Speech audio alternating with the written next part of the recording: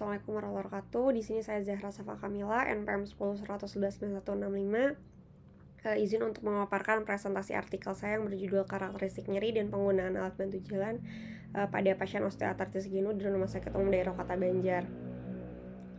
Untuk yang pertama adalah latar belakang. Osteoartritis itu merupakan penyakit sendi degeneratif yang melibatkan kerusakan pada tulang rawan dan seringnya itu terjadi pada sendi panggul dan genu karena merupakan pusat dari penopang berat badan.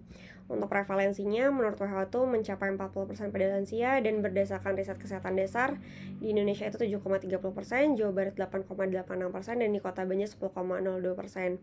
Di mana di sini kita bisa melihat bahwa prevalensi di Kota Banjar itu lebih tinggi daripada di tingkat nasional maupun di tingkat provinsi. Untuk itu diperlukan tata laksana dari osteoartritis, salah satunya adalah farmakologi dan ada yang non farmakologi. Untuk farmakologi yaitu adalah dengan menggunakan obat NSAID, namun konsumsi jangka panjang itu dapat menyebabkan adanya gangguan hepar dan ulkus pada lambung. Maka dari itu diperlukanlah tata laksana non farmakologi, salah satunya adalah penggunaan alat bantu jalan yang merupakan solusi alternatif dan terapi yang cukup murah serta dapat mencegah dan menghambat terjadi progresivitas dari osteoartritis. Selanjutnya adalah kerangka pemikiran, di mana untuk yang pertama di sini untuk yang variabel yang diteliti itu adalah kotak-kotak yang tidak ada garis putus-putus, di mana itu ada faktor resikonya dapat berupa usia, jenis kelamin, dan IMT, di mana faktor-faktor itu dapat menyebabkan adanya ketidakseimbangan antara degradasi dan sintesis dari tulang rawan, sehingga nantinya akan melepaskan dari enzim degradasi dan kolagen, sehingga nanti akan terjadi kerusakan pada tulang rawan, sehingga terjadi inflamasi pada sendi dan tulangnya, sehingga menyebabkan osteoartritis, di mana nanti osteoartritis ini dapat menyebabkan adanya nyeri, di mana nyerinya itu karena adanya aktivitas sitokin lokal dan enzim proteolitik, di mana nyeri ini merupakan variabel yang akan diteliti yang nantinya akan dinilai dengan menggunakan skala visual analog scale, di mana nanti akan dilakukan tata laksana baik yang farmako dan yang farmako, di mana variabel yang diteliti itu tata laksana yang non farmakologi yaitu alat bantu jalan. Selanjutnya adalah metode penelitiannya. Di sini untuk subjek penelitiannya adalah data sekunder rekam medis pasien yang terdiagnosa OA genu di RSUD Kota Banjar, kemudian populasi yaitu adalah pasien yang didiagnosis OA genu di RSUD Kota Banjar. Kemudian populasi terjangkaunya itu ada periode dari Januari 2019 sampai Januari 2022 di instalasi rehabilitasi medik RSUD Kota Banjar. Untuk sampelnya itu diambil sesuai dengan kriteria inklusi dan eksklusi dan dengan teknik random sampling. Untuk besaran sampelnya dihitung dengan menggunakan rumus Limeshow dengan rumus sebagai berikut dan didapatkan hasil 222 orang.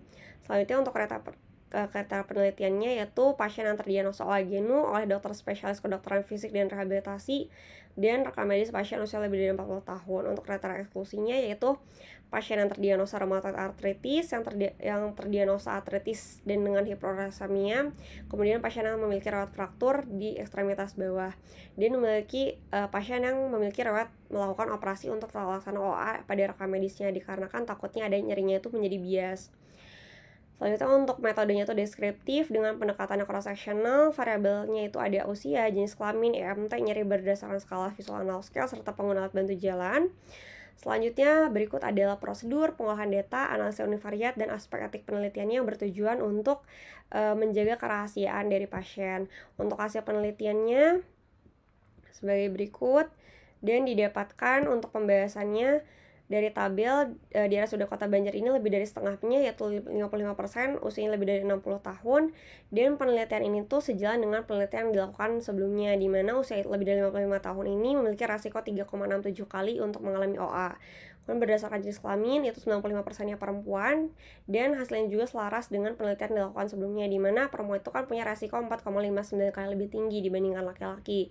Selanjutnya alat bantu jalan di RSUD Kota Banjar itu 95%-nya tidak menggunakan alat bantu jalan, di mana penelitian itu terakhir itu dilakukan bahwa hampir setengahnya menggunakan alat bantu jalan. Nah, selanjutnya berdasarkan IMT di mana setengahnya itu 50% tergolong overweight. Hasil ini juga sejalan dengan penelitian yang sebelumnya yaitu ada yang overweight dan ada yang obesitas, di mana yang overweight itu nantinya akan beresiko 3-6 kali lebih dari berat badan seseorang, sehingga nantinya akan meningkatkan tekanan dengan kontak sendi sehingga akan menyebabkan nyeri yang lebih besar. Setelah berdasarkan nyeri skala FAS itu hampir 80%-nya intensitasnya sedang, di mana penelitian sebelumnya juga ada yang nyerinya ringan dan ada yang berat, di mana nyerinya ini kan disebabkan karena nilai nyeri dari masing-masing seseorang itu berbeda-beda karena variabel itu subjektif. Selanjutnya untuk kesimpulannya, berdasarkan usianya itu didominasi oleh lebih dari 60 tahun, jenis kelaminnya perempuan, IMT-nya itu overweight, dan pengguna alat bantu jalan itu rata-rata hampir seluruhnya tidak menggunakan alat bantu jalan, dan nyeri fase itu nyerinya itu sedang. Alhamdulillahirrahmanirrahim. Untuk presentasinya yang saya paparkan sudah selesai. Mohon maaf apabila banyak kesalahan. Terima kasih. Wassalamualaikum warahmatullahi wabarakatuh.